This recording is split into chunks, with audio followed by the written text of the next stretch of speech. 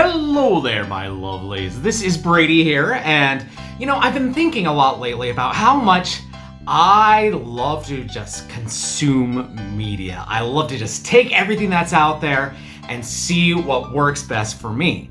And of course, I come along with some great stuff. Great stuff that I know that other people would enjoy. And there's nothing that I like more than helping other people to find things that they will also love. And so that's when I got the idea to start this new weekly series, the Geeky Weekly Wrap-Up. And with this, I think that I have some awesome stuff to share with you guys. And I'll try to keep this going and we'll take it from there. So let's enjoy the very first episode. Reviews versus the world. So first up, I wanted to start with games because you know me, I love me some video games, and I have been into some really awesome stuff.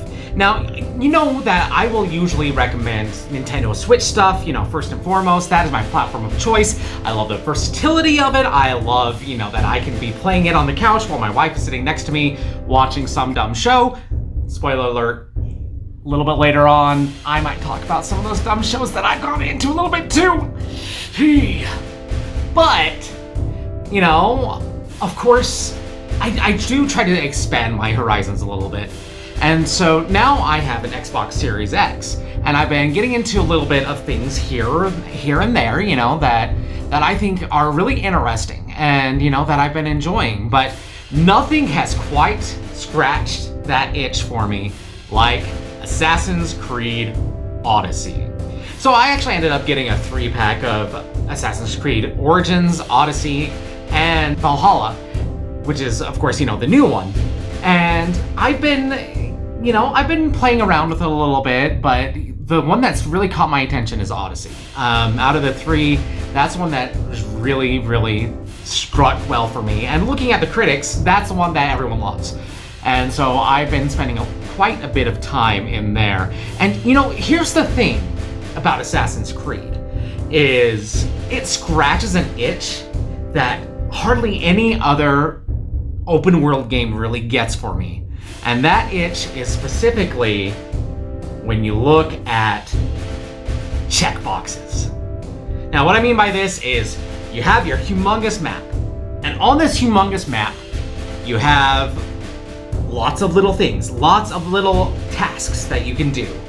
And then if you dig into it a little bit further, each of those little tasks, each of those little areas has its own little checkbox. And there is something that is so immensely satisfying about just, kind of mindlessly going through and checking off all those boxes. Doing all the little tasks and seeing things just, seeing that you are able to get everything done in an area and then you can then move on. And that's something that you don't get from a lot of games these days. Well, at least not as effectively as you do in Assassin's Creed. And, oh man, I have needed this. I have needed this so much, and I've been loving it. And then, as if the powers that be already did not have enough concern for my, for my free time and the way that I'm able to spend my time with my family, they went and they put Slay the Spire onto Android devices. Now, I know this has been available on the Switch. Obviously, I've put in over 300 hours into this game on the Switch. And it's been available on iPhone for over a year, but they finally released it on Android, which is, my personal phone of choice, my mobile device of choice. And oh man, does it feel great to just dive back in. And I know I'm going to spend so many hours playing this all over again. Because the thing is, I've already spent 300 hours playing this on the Switch, as I mentioned. And now that I can take it anywhere with me, yeah, I've been playing it a lot. An awful lot. Now, you might not know exactly what Slay the Spire is, so let me just back up a little bit. Slay the Spire is it's a roguelike, meaning that it's run-based. You try to basically get as far as you can, And as you go, you end up building things out, and you find different builds in different ways that will work, and there's a lot of randomized elements in there as well. This is also a deck builder, which means that you have cards, and you have a certain set of cards, and then as you defeat enemies in these battles, you get more cards, and you can choose. And then there's a lot of things like relics that will, greatly impact the way that your character works. And it all is very satisfying. And you get to know the enemies perfectly, so that you can even kind of guess, all right, I think that going this path, I'm going to run into this enemy, which means that I should probably have these cards available. And playing around with the different builds is very satisfying.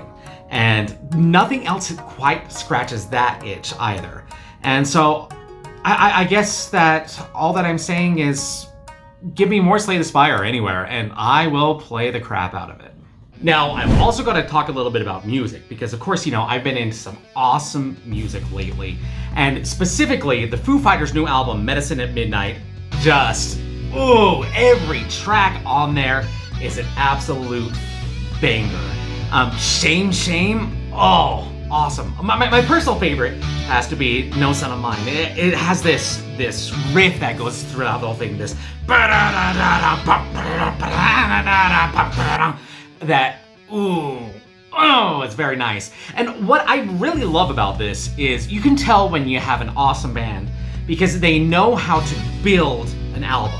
It's not just a bunch of singles, thrown out there one right after another, but a good album builds on itself, and that's what Medicine at Midnight does so well. In fact, I'd say that it does it better than any Foo Fighters album since maybe There's Nothing Left to Lose, which is saying a lot, because I also really love that album. And start to finish, there's no song that I don't like on there. It's just an awesome album all around, and I highly recommend it. So next, let me tell you about a YouTube channel, and that is Watcher. Now, Watcher is run by Ryan Bergara and Shane Madej, who you may know from BuzzFeed Unsolved, which is just some of my favorite stuff on the internet in general. But specifically on Watcher, the thing that I want to talk about is puppet history. So, puppet history is it's basically a history lesson. But it's a history lesson that goes into just strange events that everyone has heard about, but no one really knows all the details for. But it's acted out with puppets and comedy, and it is done very, very well. One of my favorite things about it is Shane, who does all the puppetry, will occasionally quiz Ryan and whoever the guest star is for that episode on what they think happened next in the story. And they get points based on that. And the whole thing is very fun, it's very tongue-in-cheek. Every episode ends with a funny song, and it's one of my favorite ways to consume history. If you like history or just comedy in general, I cannot recommend Puppet History highly enough. It is hilarious. Now, let's move over to TV for a minute. Because, you know me, I love me some TV. And one of the things that I especially love, I love genre shows, but I love them to be as weird as possible. Legion, for example, is one of my absolute favorite shows because you never quite know what to expect.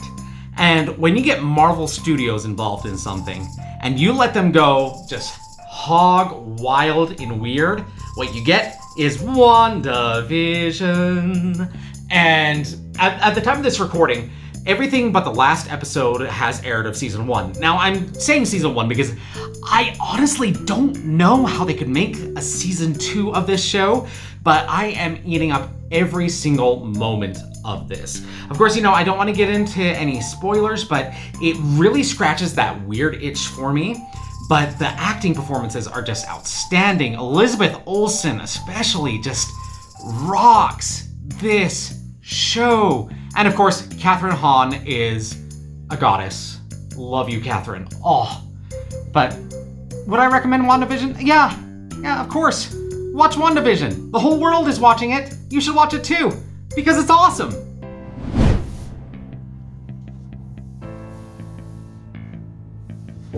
Okay.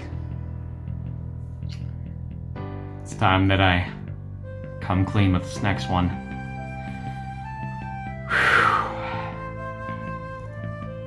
I have been watching and enjoying multiple different series in the 90 Day Fiance universe. Okay, now, I mean, honestly, I'm kind of getting into this. Now, I know the trappings of reality TV, and I usually cannot stand them.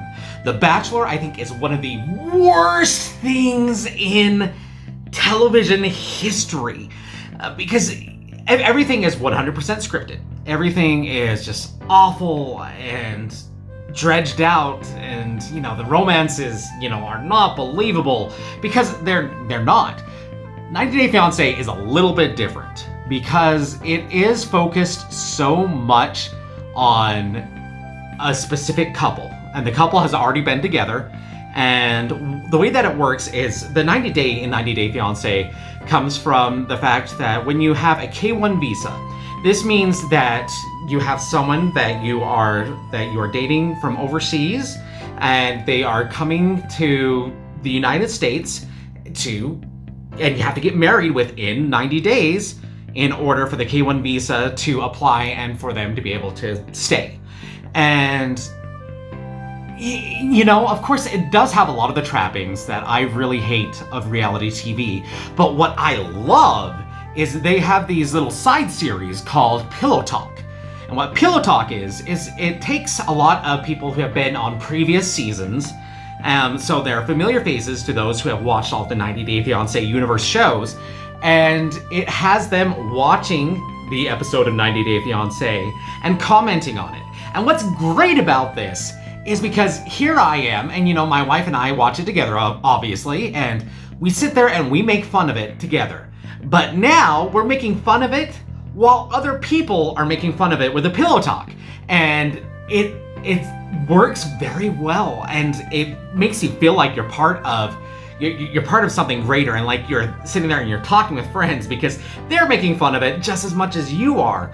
And that feeling is great, and I would consume a lot more shows if I had options to watch it, like the Pillow Talk. And yeah, I kind of do recommend 90 Day Fiancé. Weird, but it's true. I like it. And that's really it for this week. I just wanted to make this first episode kind of light and breezy. Let me know what you guys think down in the comments. Of course, I want to make this as good as I possibly can make it. Of course, there are things that I'm still learning. It's been a while since I've really put out videos in any form. And so getting back into the game is a little bit tough, but I want your guys' feedback. And of course, please like, subscribe, share this with your friends and family and whatnot, because I'd love to see this grow. And I love to, keep sharing all of this crazy stuff that I'm into with you guys. But until next time, see you later. Reviews. Bye.